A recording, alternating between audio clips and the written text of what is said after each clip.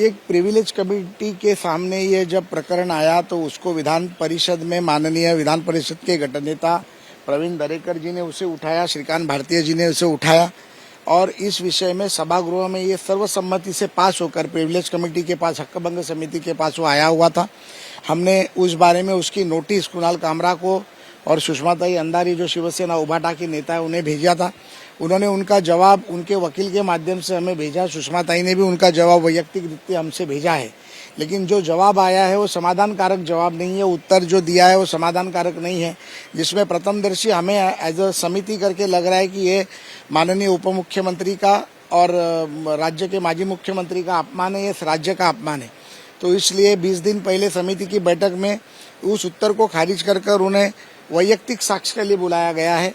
मुझे लगता है कि न्याय प्रक्रिया है, न्याय प्रक्रिया में हर एक व्यक्ति को जब तक उसकी शिक्षा प्रूव नहीं होती तब तक उन्हें संधि देना चाहिए। तो इसके लिए उन्हें नोटिस देके आज उन्हें बुलाया गया है। शायद वो उनकी गलती मानते हैं और माफ़ी मांगते हैं तो इस बारे में समिति विचार करेगी। अगर वो नहीं आते और इस उत्तर का जवाब नहीं देना चाहते जो क्वेश्चन हमने किए हैं तो उस बारे में निर्णय समिति लेगी। इसके अलावा कुणाल कामरा अपनी लाइफ को थ्रेट बताते अगर मैं महाराष्ट्र ना हो तो दिक्कतें हो सकती है, ऐसे में क्या आप लोगों की तरफ से कोई सुरक्षा का नहीं, अगर वो अगर हमें इस तरीके का खत लिख के दे और उन्हें वो आने की इच्छा प्रकट करे तो अब हम उन्हें पुलिस संरक्षण में भी यहाँ लेकर आ सकते हैं। इसके इतर अब चूंकि लगातार वो बच रहे हैं आप लोग के सामने पेश होने से, ऐसे में कानून में क्या प्रावधान है, कब तक आप लोग इंतजार करेंगे और क्या सजा भी हो सकती है? प्रिविलेज कमेटी को पूरा कानूनी अधिकार है।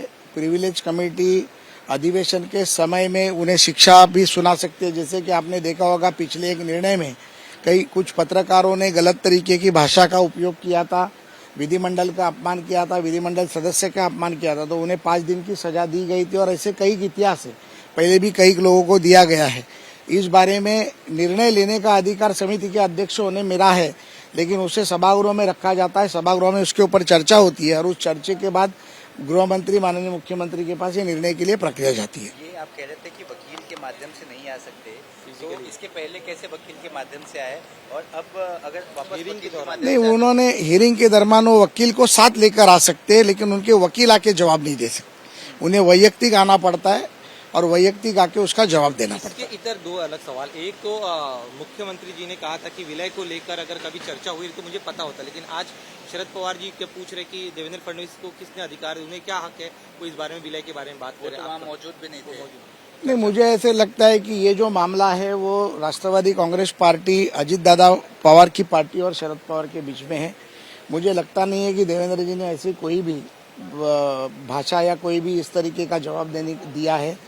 अभी उसका निर्णय करना, उसका विलीनीकरण करना नहीं करना, ये पूरी तरीके से सुनेत्राताई पवार, सुनील तटकरे जी, प्रफुल्ल पटेल जी, छगन भुजबल जी ये निर्णय लेंगे और शरद पवार जी और सुप्रियाताई निर्णय लेंगे। इस बारे में हम लोग कुछ बात करना उचित नहीं। एक आखिरी सवाल मेरा, मीरा भाईंदर में एक गैर मराठी मेयर बने हैं, तो ऐसे में एमएनएस और कुछ संगठन कह रहे कि हम लगातार यही आशंका जता रहे थे कि ये किसी गैर मराठी को मेयर बनाएंगे और वो, मुझे लगता है कि ये मराठी गैर मराठी का विषय ही नहीं है।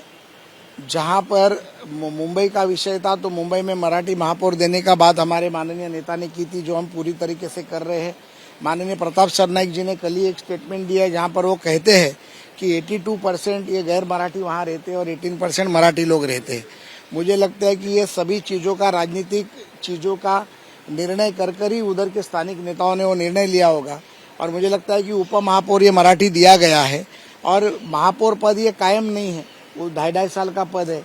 तो उस तरीके से जब भी नेक्स्ट संधि होगी तो उधर मराठी महापौर को भी संधि मिलेगी। गिलबर मेंडोसा जो क्रिश्चियन समाज से आते हैं, मुजफ्फर से जो मुस्लिम समाज से आते हैं, वो हो चुके हैं, कभी उन पर आपत्ति नहीं हुई, लेकिन आज अभी क्या है, जिनके पास राजनीति के लिए कोई विषय रहा नहीं, जिनके पास कोई नगर सेवक रहे नहीं, विधायक तो थे ही नहीं, तो वो लोग खुद का राजकीय महत्व प्राप्त करने के लिए लोगों की दिशा भूल कर इस राज्य को अस्थिर करने की कोशिश करेंगे।